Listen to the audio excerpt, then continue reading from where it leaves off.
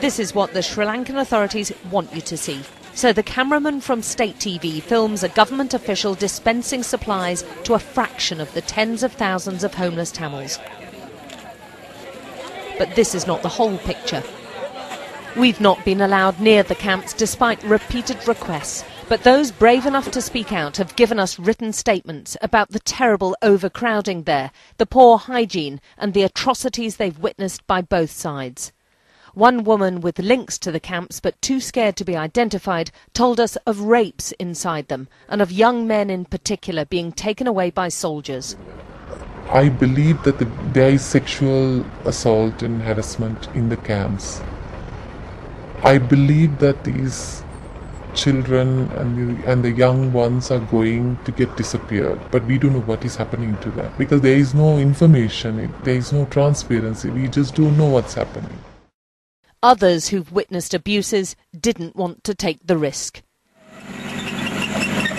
The Tamil people who struggled out of the battle zone are now at the mercy of the troops they feared for so long. The military believes Tiger rebels escaped by hiding amongst them, so they're being processed, the army says, with families being forcibly split up. Families who are separated, where you have a child with the mother and the father is in another location, or the child is with the father and the mother is in another location, that's quite high.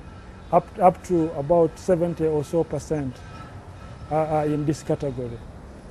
But we do also have children who are completely alone, and that is more urgent. The aid agencies are not only being denied access to the camps, there are so many restrictions it's virtually impossible to help these people. The camps are huge, some of them 100 acres large, yet the military has banned the agencies from using vehicles. And listen to this response from one government official when I asked him about the allegations of sexual abuse in the camps. There are a few blue-eyed children in that camp, so you'll know that some of the NGOs have had a jolly good time when they were up in Vavunia. So when you go up, just have a look and try and identify them. The aid workers, or NGOs as they're called, are seen as Tamil Tiger sympathisers, perhaps because of their insistence on helping the Tamils. And many believe there's a campaign of turning public opinion against them. It often comes out into newspapers where a very bad portrayal of the NGOs is put forward, and we are viewed often as the white tigers.